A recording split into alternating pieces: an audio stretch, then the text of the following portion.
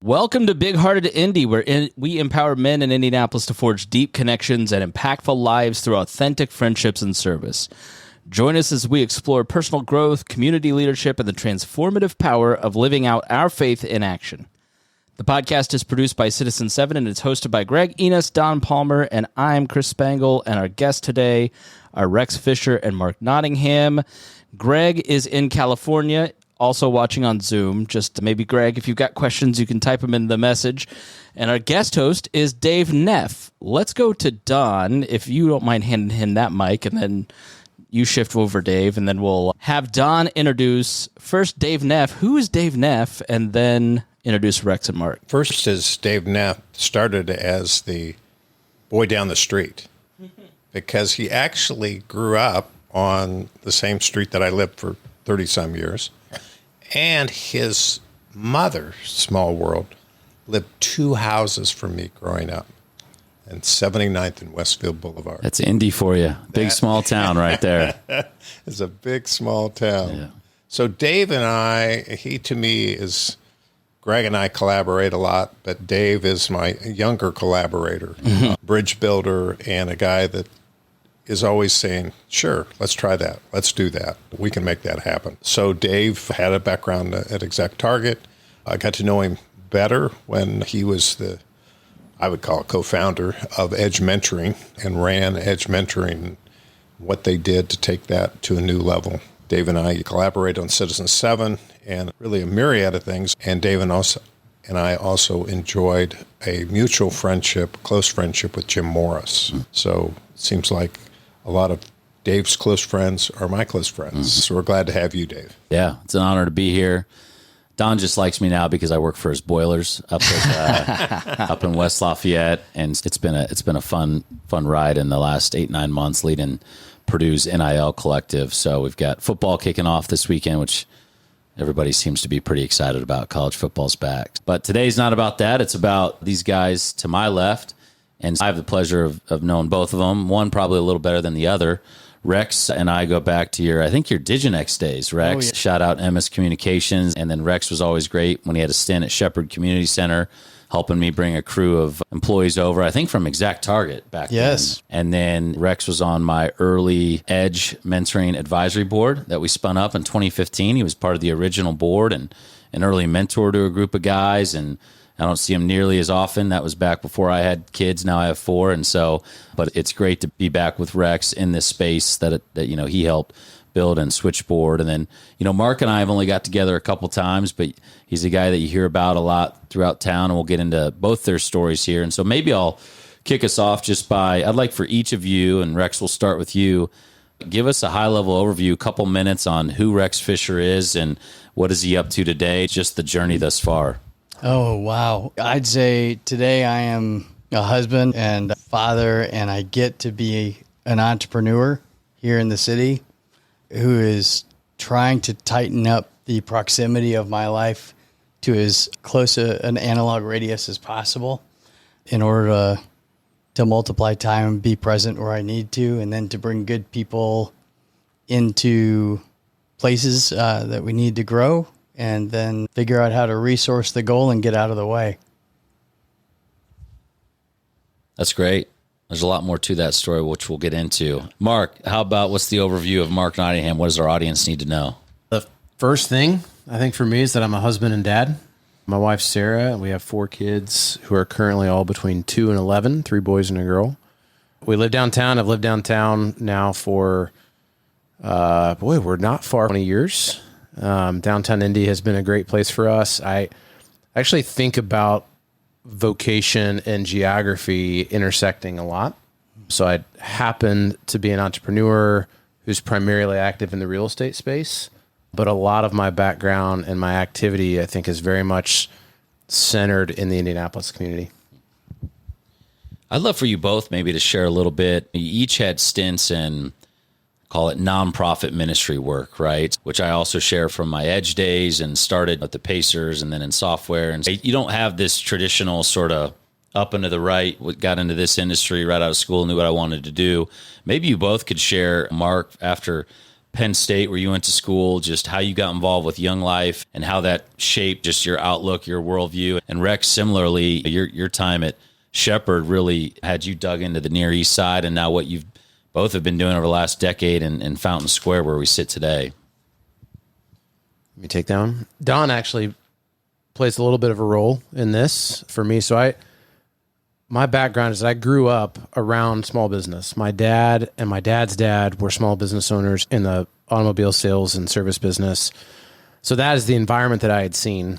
I went to school, I ended up studying business, but God did a lot of things in my life during college, most of them through the organization of Young Life. And I think when I graduated college, as I look back on this, if I take an honest and reasonably critical view of where I was, I think the perspective of me as a 22-year-old was that if you were attempting to follow Jesus, that meant that you worked in vocational ministry.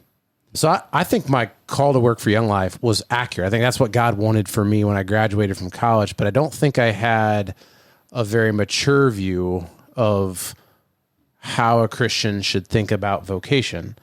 I think vocational ministry is a huge calling. I think it's founded in the scriptures. It's worthwhile. I admire a lot of people that do it, but I think for me, that calling was a bit more of a default. 4 years in, was working on a seminary degree, had worked for Young Life, had a great experience, but couldn't shake this reality that I think I was built to be a business owner. And I had some really good examples and mentors, and I would count Don on a very small list here of people working in the business community. Think about the kingdom. They were impacting the world around them in line with the kingdom of Jesus in really significant ways. That was an eye-opener for me that caused me to rethink, okay, but what am I built for? So I joke about it. I tried to move, like to run away, I guess you could say. I'd been around small business. That was my education. It was like I worked for 4 or 5 years to not do that, to then realize, no, I think this is how I'm built. It's what I want to do. And I think for me personally, it's the way in which my giftings, my skills, my resources, my network could most impact the kingdom. Can you talk about how you feel about vocation now? How did that mature? What does that look like beyond what you just said? Yeah, I appreciate that you assume that it's matured since then. We're all a work in progress. Yeah. The things that I think I view now. When I was 22, I probably viewed vocation in this category of what does God have for our life? And I probably tended to view God as having this very specific thing, the person you were supposed to marry, the place you were supposed to live, the job you were supposed to have. I don't hold that view of God's sovereignty and calling in our life now. I actually think it's more like God invests certain things. He builds certain principles. He calls you to certain types of behaviors and says, this is what my kingdom looks like. Now go and find a way to align yourself to that. And so I think I could be in hundreds of different vocations. It just so happened to be that my time and place presented opportunity to be an entrepreneur in certain fields. So I think God calls us to a type of life and behavior. I view vocation to be something that we're just constantly trying to figure out what aligns the most with what God's given me. So that turned out to be entrepreneurship and real estate for me. So I think I take a less specific view than I did then. And Rex, real quick before we come to you, why don't you, Mark, go a little bit deeper? I know your family, I believe over in Richmond, Indiana, had some car dealerships right back in the day. And so I know you and your brother have Matt's, right? Give our audience, for those, I think a lot of people that know you two think of what started as Nottingham Realty Group, then Plaque Collective, now At Properties. You've got your fingers in a number on a coffee shop. Maybe just articulate for our audience what that entrepreneurial journey's been like and the things that are part of that portfolio today. For better or worse, I think a couple things that I inherited from my dad and from his dad. I'm not afraid to take risks. I don't mind failure. Problem solving and hard work is something that's very attractive to me. I will admit now to a fault. I think at times I've been too quick to take risks, too quick to try things, perhaps too quick to work at times. But if those are your tendencies, entrepreneurship's a great field. So honestly, though, every one of those, they were situational, Dave. So it wasn't I never had a desire to be in the car business, to be in the coffee shop space, to own real estate, to be a real estate broker. They were functions of, I am attracted to being in control of my work environment as much as possible. And I really enjoy working with other people. And each of those fields lets you do those to some extent. Yeah, that's good. Rex, what about you? Give our audience a little bit more of your journey. And when we met, I think 2010, around then, you were part of Emmis and kind of had a call on you to go do something pretty radical at the time. I don't know what you would have been, maybe 30 years old, to go work at Shepherd Community with a young family. So maybe tell us what prompted that and the impact it's had on your life and what you're up to today. Sure. So I had spent at that time almost 10 years in sports and entertainment all over the U.S. and was fascinated by the way that sports and concert touring and different types of performance and venue location impacted a city and a neighborhood. And that got me to drill down into what makes a neighborhood a great neighborhood and a robust neighborhood. And initially, really from an economic standpoint.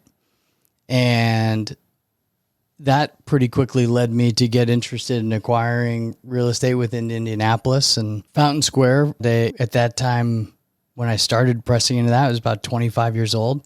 Was a pretty appealing place to start that journey. And pretty quickly after that, about 18 years ago, we moved down to the neighborhood. We're still here today, have no plans of going anywhere. What we learned, my wife and I, in moving here, what we could have never prepared for. We felt a pull here because there was both opportunity and need. And I think we went into both very idealistically, if not quite ignorantly, but with great intention. And we learned the hard way. We were the only legally occupied home for two houses in any direction when we first moved down. And we had to navigate some difficulty of just not understanding our neighbors to the degree that I think was helpful for us and them. And at the same time, we just started learning a ton through a critical mass of experience and a lot of failure. We helped start a number of initiatives in the neighborhood that I think we had great hope for, and yet we just did not understand how to be sustainably effective within a diversified community of need. And so for 3 years, we spun our wheels a lot. But in that time, what we learned was that our neighbors who just had very different stories than we did had some things going for them that we didn't. And we learned a lot about relational wealth. And I'm not kidding. I would see with some level of regularity our neighbors screaming at each other in the street or in a physical altercation, and 12 to 24 hours later be sitting on the porch laughing. And that just absolutely perplexed me. And this is really came on. There was a couple living on the corner just on the same block that got in a fight, and she got the girlfriend got her boyfriend's keys, and it had to be a late 70s like Lincoln, and she drove the car through the living room of the house, and there's a giant screaming fit and whatnot. And the next day, they and both of their families are out at the house reframing the house that had been.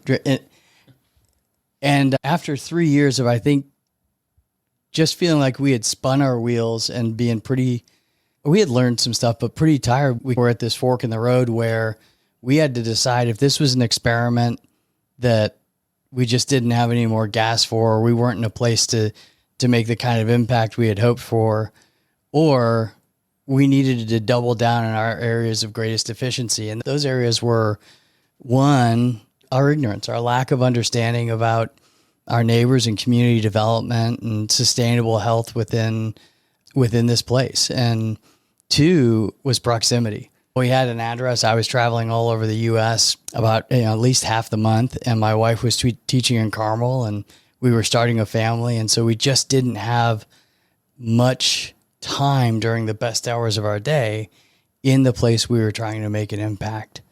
And so that was about 2011. We made the decision to start to look for opportunities with organizations who had shown a sustainable impact in the city and within the community. And my wife ended up at the Oaks Academy as the Brookside chapter was opening, Brookside School. And I ended up over at Shepherd Community, heading up fundraising within that organization. And that was a tremendous point of learning and getting around a group of people, a board, volunteers, but also the program families, and just seeing how this organization and the people of this organization engaged in impact. I learned a ton from Jay Height. I think he's one of the most strategic thinkers within how to execute mission and engage others within the places that are most relevant to them and helping them take their developmental steps. And it was 4 years that were a lot of hard work. And I'll say where I was really not great at maintaining my own work-life boundaries, but unbelievably impactful. And my wife similarly at the Oaks. As a matter of fact, today we have one kid who is 7 years old when I started at Shepherd in program, who's now working with us every day and in transaction management. And she's amazing. And another who I think joined us when he was 12, who's now one of our top leasing agents and starting out his realty career within the last 12 months. So I had that experience. Then I was at a fundraiser with my wife for Camptown that we'd been invited by some friends who were about 15 years ahead of us. And out of nowhere, the friend of mine who had invited us turned and said, "Don't be an absentee husband and father. You have a lot of stuff that you're doing. I wasn't there when my kids were growing up. You need to be around." And our eyes locked, and I'm looking at him, and the one thing I knew I wasn't going to do was look at my wife. Had she been mentioning something similar? Only for a decade, right? And we already were feeling this pull that we knew I was going to be able to do more. We were going to be able to do more together in the for-profit world than vocationally in the nonprofit, just from our makeup and strengths and passions. And we walked out of that, and my wife said, "We need to talk," and didn't even get, and I said, "I know, I'm done." But we knew we were heading into this next chapter. And like the next week, Mark calls up. We had an initial meeting and says, "Hey, you should really come over and do this. Let's hop over and join the brokerage and basically come join the party." And I did, and have really had to spend a lot of time learning about how to create the margin for presence coming out of that, and then to use that time building within relationships and whatnot. I think that's something that probably, I would guess, most of our listeners struggle with. That calling, the desire to build and create, but then also you are the head of a household. You have kids that depend on you, a wife that you have to date and love and be present for. How have you two found that balance? And what were some of the struggles to get there that you had those wins and said, all right, this is fantastic? I haven't found it yet. I think it's a constant improvement process. I think there's like one stage in life where I was married without kids. And in that stage, you think boundaries are challenging. And then you have kids and your business looks different. It's more demanding. We've had to wrestle through that time isn't the only resource. I think I've probably been personally better about margin of time and not dedicating, at least from a visible, physical proximity sense, not dedicating too much time to work. For me, it's presence. The challenge for me is that I have to force myself not to think about work. I haven't been diagnosed. I'm likely addicted to work. And so I think the process for me hasn't been, am I physically present? Because the answer is, I think I'm likely physically present plenty. It's, am I mentally, emotionally, spiritually present in that moment? And that's hard. So my wife's called me out on this. Most of the time she does it graciously. So we are still trying to find that rhythm. Now my wife's vocation is that she homeschools our kids. I think the same thing is true for her. So like, where are those boundaries between the different roles we have in life? I think we're in a better place. We've communicated about it. One of the things maybe that we'll get into is having the privilege of getting to choose who I work with and partner with. I'm around people that, generally speaking, set good examples on this, would call me out and would support me in dedicating time to family. I don't have a partner or a coworker that I could imagine giving me a hard time about prioritizing my family. And I think I would reciprocate that. So who I'm surrounded with has been very helpful. Ask me again in a decade, and I'll say that 2024, Mark, really struggled with this. Rex? I think the one thing that helped a ton was a very late ADHD diagnosis at 37. I remember 20 years ago telling my wife, I don't know what's wrong, but something isn't the way most people are, and is a severe executive function challenge. But that that diagnosis helped me understand what I needed to do to move more wisely and be more healthy. I think along with that, when Gabby brings a concern or a way she is feeling towards me or just towards the situation, to get really curious as opposed to really defensive, which really, this was a decade of trial and repeated error, but to not defend in the moment. The best question we had the probably biggest fight of our marriage on New Year's Eve in, I want to say it was 2015. And I just said, how can I help and what do you need? And the fight was over. I had to lay down the defense and needed to step towards her. And I've remembered that's helped me in basically everything I've learned and applied to business that's been productive, I've learned in my marriage. And then I'll tell you the capacity equation. I penned this out about 9 years ago, and I was just sick of not wanting to be around myself. This just anxious, reactive, like emotionally charged individual. And I penned this out, and it has been transformative. And what this is, if you take your financial capacity multiplied by your capacity of time, multiplied by your relational capacity with those who are most intimate and aligned with you and the work you're doing, and just in life, that's going to equal your emotional capacity to take on any challenge and problem. And what I realized there was that, okay, we can make more money. The relational capacity is the most impactful. It takes the longest, and we get no more time. So if that's true, then we need to use our financial wealth to remove things from our time commitment to go build the relational wealth. And if this works out, then that ecosystem should allow the ability to grow capacity and then to budget those resources so that you can be present and face any opportunity or challenge with clarity and not react in the moment without wisdom and presence. And I can tell you, anytime that I am feeling that anxious, it's an overextension of one of those three places that have gone to zero. And now that multiplier of zero has wiped out my emotional margin.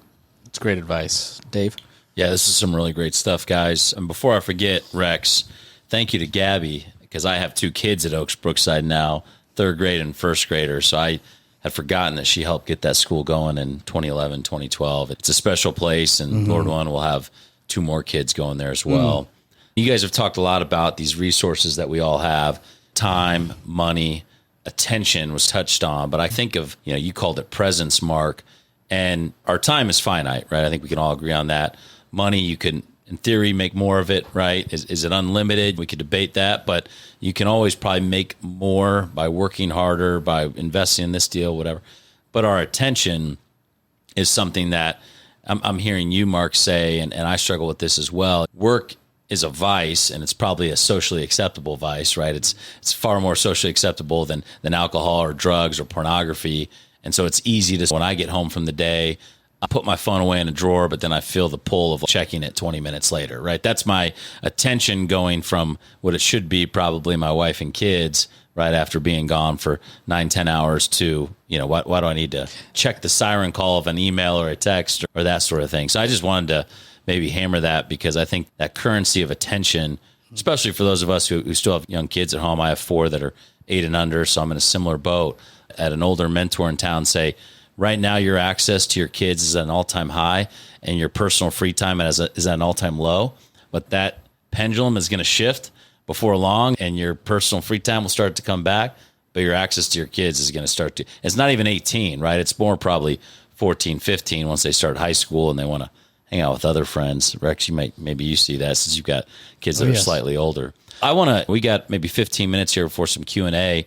Let's get into your guys' partnership. How'd you meet? Who introduced you?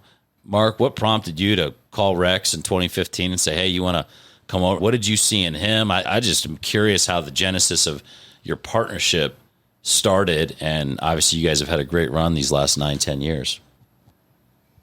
I think I was giving you the opportunity to invest in a great program at Shepherd Community. That was great. Thanks, by the way. Yeah, we met at a Shepherd event, and I think it was, you joked about the nature of Indianapolis. I think even when we met, we both had this awareness of, it's actually odd we hadn't met, for as much as our networks and lives and interests and passions overlapped. So I think we really hit it off quickly because of how much we had in common. I think the timing was pretty interesting in terms of where the real estate brokerage was, where the real estate space in Indianapolis was, and what Rex shared earlier about what was happening in his vocational life. So I think a function of time and place that really quickly we began working together. Rex, believe it or not, this is an interesting side note, Rex was the first brand new real estate agent that our company took on. Up until that point, we didn't feel like we had the capacity to help someone start their career. There's a lot of training involved. For whatever reason, we felt like Rex would be fine. He'd been around real estate for a long time. But yeah, pretty quickly, it was apparent that the way in which we thought about business was very similar. The way in which we wanted to use our resources was similar. And we were already in the same industry. So it made sense for us to partner. There was more conversation than this makes sense. But I think that's really what happened. How do your respective strengths complement each other? And then, partnership dynamics are everything, right? In a business and who you team up with. So there's had to have been conflict over the last 9-10 years between the two of you. So follow-up question to how do your strengths complement? How do you guys work through conflict? And maybe if you've got even a specific example or two, that'd be great to hear. Usually Mark wants to go settle on the golf course, and that doesn't work out too well for me. No, I think we converse very well. I don't know that Mark and I have ever had a toe-to-toe fight. I really appreciate that. It's one of the things that I really valued, and is just, I think, a culture of the organization that Mark has just led out of who he is as a person. The decision to stay curious in conflict, and when I'm not aligned with what Mark is communicating and what he sees ahead, I want to get really curious, because it's always, there's something I don't understand. And I tell Mark regularly and others, you can tell me I'm wrong. You can push back. I want you to. And Mark does a really good job of doing that with conviction, but not condemnation. And I respected that as an agent in the brokerage. I respected that when I was engaging with him about investment and Shepherd's programs and impact, and even more so as a co-owner with him. I would agree. We actually, while we don't see things eye to eye all the time immediately, I think by God's grace, we have not had what I would describe as argument or significant conflict. It's just reading some of those before, and I was thinking about this. We're very similar. We have some different strengths, different weaknesses, but our strengths and weaknesses, they're not like yin and yang. They're actually very much overlapped with each other. We tend to be good at the same things. We tend to be not good at the same things. If you defined a partnership based upon the financial production of a company, I could imagine somebody saying, oh, you guys, you're actually so much alike that at times maybe the production of the company suffers from that because you have the same blind spots and you're really good at the same things. We've been successful. It's been a great partnership on the kind of financial ledger, but I think it's part of the reason that we've worked so well together. We just tend to see things in the same way. And when we don't, Rex is a pretty easy guy to get along with. And if he holds a conviction really strongly, you will know it. But I said something similar. I would say Rex is good at holding a conviction strongly, but yet doing it with an open hand, if that illustration makes sense. He'll speak his mind, he'll say his piece, but really can identify with the other person's perspective well. So we now in some other ventures have multiple other partners. And I don't know if this mirrors in your experience, but I think having other partnerships now with Rex has further illustrated for me how much we are alike. What would you guys say you've both obviously hired a bunch of different people, you're high capacity leaders. I would love to hear what's a secret sauce for each of you, whether, hey, we look for this when we're out hiring or even how you manage your time, how you manage to keep all these plates spinning. Maybe give us a piece of wisdom or two just that you've earned through your experiences, a secret sauce. And one of the things that come to mind, both in our partnerships and some of the things that I've done separately and Rex has done separately, high quality people around you. Neither of us are in an industry that has a really complex profile of knowledge that you need. We're in human industries, and the right partnerships make a huge difference. And so I'll just give you an example here. I've been involved in Foundry Provisions, a coffee shop here in town that we opened 12 years ago. It would be foolish to attempt to take any credit for the success of that coffee shop because it's not true. From day one, my neighbor, longtime friend, fellow churchgoer, Kimmy Burton, has been the 100%. The reason that shop has been, I think, a really great add to the neighborhood and a successful business. So if we did one thing right in that business, it was, Kimmy seems like a great person to partner with on this. And for 12 years, she's been an all-star. So that would be the theme for me of the plates spinning. It's because there's good people holding them. I would be a terrible operator of a coffee shop. Kimmy's amazing at it.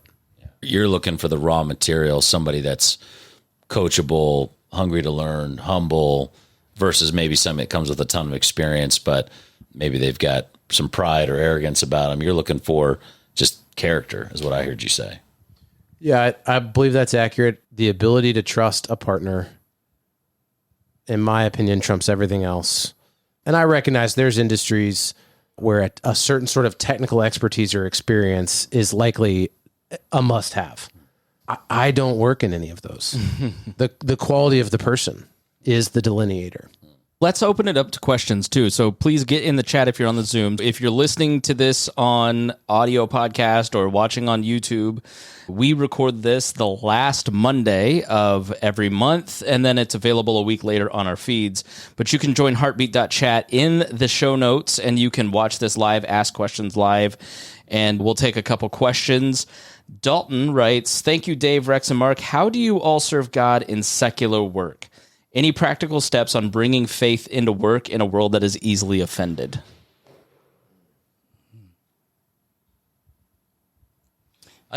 If I know Dalton, shout out Dalton Rogers, great young man here in Indy.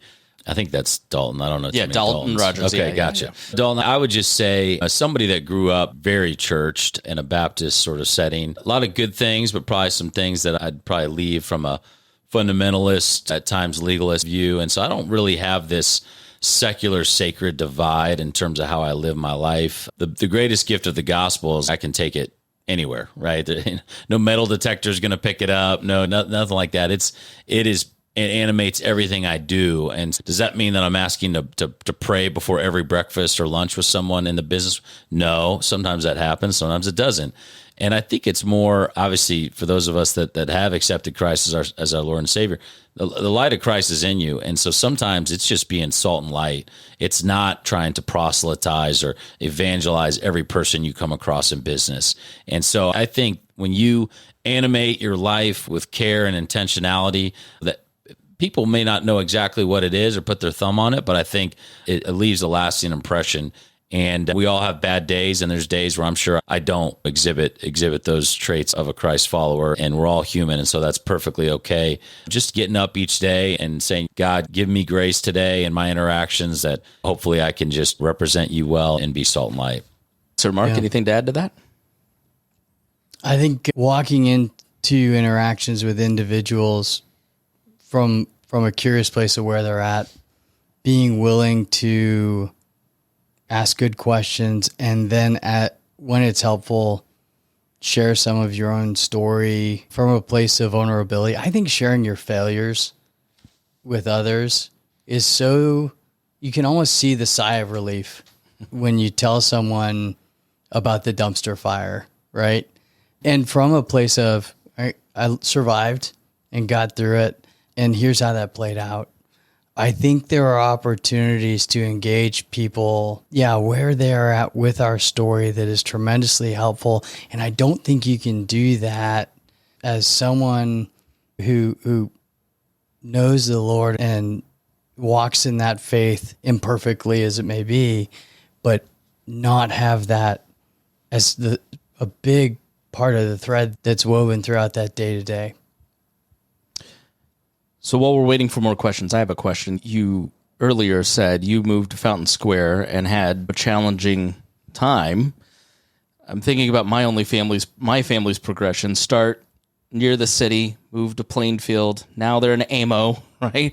Getting further out. That's almost the reverse trajectory of start near the city and move outwards towards the suburbs. You both have invested your time, energy in the city. I went from Plainfield, Greenwood, to living near Mark down in Fall Creek Place. I love it. It's totally changed my view of city living, of so much. Why invest in the city? Make the case for living in the city and working in the city, especially through the lens of the gospel. I've talked a lot about this because of my work. It has been in helping people buy houses. So it ends up in conversation.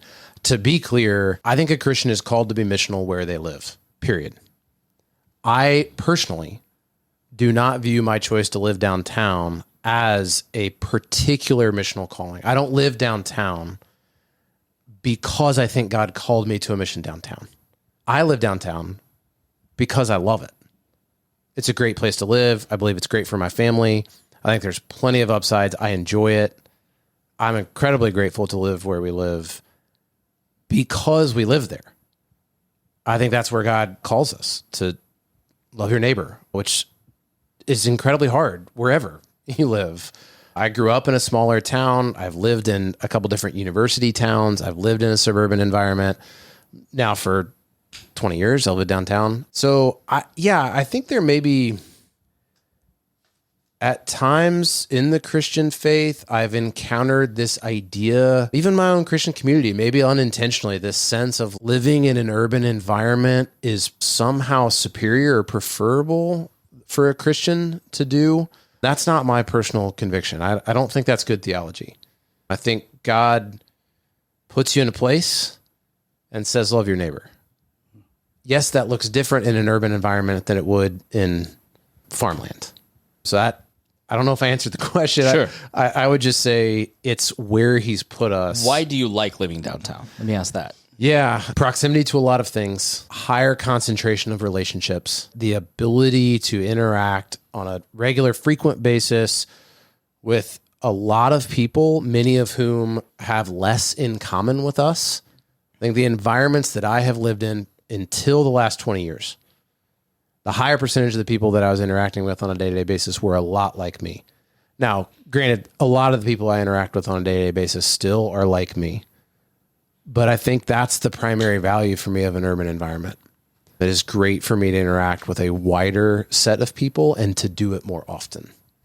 I think I'd add on to that as well. One of the most powerful opportunities I believe we get is the decision to remove the billion other options in life. So when I decided to get married, we removed all the other options, right? When I decided, my wife and I decided to become parents. When I decided to move to Fountain Square, and I say regularly, my next move is in a bag. I'm not going anywhere. The impact of that in my life, to know I have that anchor within which every decision I make is helping to guide me through what I'm doing, has been tremendously powerful. There's a great book called The Power of Place. It's a Christian book that challenges the idea of mobility. You're constantly being mobile, right? What I hear, it triggers a lot of that, like the dedication to moving to a place and investing in that place, as opposed to saying, this neighborhood, or we're having these conversations, maybe our school isn't as good as Center Groves or Plainfields. Maybe we could go there, right? Sure. Having those options. Why remove that option? What was the thinking there, and why invest in a place and build roots in a geographical location? For me, I think it started out, for my growing up as a kid, we moved like we were running from the mob. We got here and I hadn't lived anywhere more than 5 years. I think I averaged about 2.5 up until getting to Fountain Square.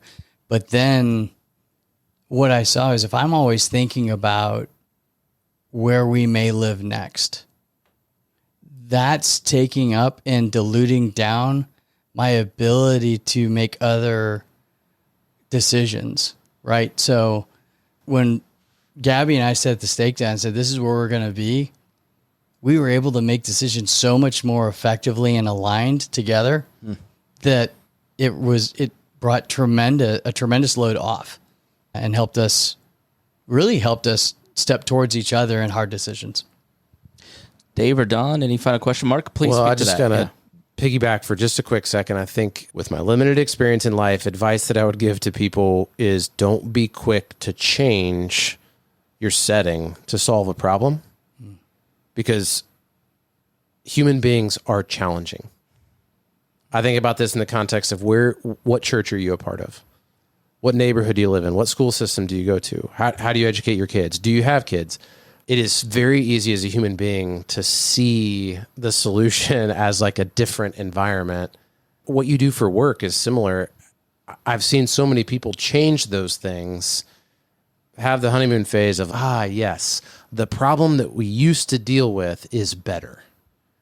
And then, of course, what you discover is church, work environment, community, neighborhood has its own set of problems. You brought some of them with you. Because you're messed up. So I think that's a part of the beauty of like place and roots, is being very slow. So yes, there's a time. There's very valid reasons to change environment, to change workplaces, to change church communities, but be really slow to do that, because you're just going to find a new set of challenges. Final thoughts from Don, Dave? Anything you'd like to say or ask? No, this has been great, guys. We also live in Butler, Tarkington, and I think your comments, Tim Keller, God rest his soul, once talked about marriage being a covenant relationship versus dating's consumeristic, right? You're like, better comes along, I'll drop this and swap it out for that. And so I think that same framework can apply to how you dig in with a church or a neighborhood or a community, a school community for that matter, doesn't mean you're never going to leave this church, but to really say, hey, despite sort of the ups and downs, we're committed. We're in a covenant. That's why churches have covenant members, right, to being here. And so I think that's a really good word. So much of our society, unfortunately, people just, opt in and opt out based on if they had one bad day. And so it's okay to have a healthy struggle with 4 kids. It's something I'm trying to model and impart to them, that you're not just going to win at everything in life. It's good to live in that healthy struggle, and that's a lot of life. Yeah, a world of algorithms that are constantly suiting our needs isn't always healthy. Don? I would say, as I was struck by the conversation and by Dalton's question, that one way I think to bring Christ into the workplace is on your knees to start the day. And that sounds really simple, but I can't tell you the number of days that I do my workout, that I have an 8 o'clock meeting and think, I forgot that step. An old mentor of mine, Marty Moore, used to say he prayed every day, lead me where you need me. Just today, right? And so the conversations that I would have, I'm looking for God to show up. And instead of worrying about, we all have worries. I've got a few worries right now about my family. To put those written down, saying, Lord, I give these to you, and I believe you have angels, and I believe that there's the Holy Spirit, and just bless me in this day. Give me courage if I have problems that I'm having to deal with, and give me the love and peace that would be representative of you. Don, thank you for that wisdom, and thank you to Dave Neff for co-hosting this episode. We miss Greg, but you did a great job. And then thank you to Mark and Rex. Thank you both for sharing all your life lessons and wisdom with our audience. Thanks for having us. Yeah, absolutely. And thanks for doing the podcast. This is great. Yeah, this is Don and Greg. They really want to give back and make sure that through Citizen 7, you're empowered, that you're meeting folks that can build relationships like Mark and Rex have. And so you can join them at their meetings. And then you can also, there's a new citizen7indy.com website coming soon. You can join heartbeat.chat, connect with other members, and continue to share the podcast. That is a great way to help grow this network. And stay tuned for more next month. We will talk about who that might be, but we'll be back in the last week, the 4th week of the month. Thanks so much for listening to Big Hearted Indy.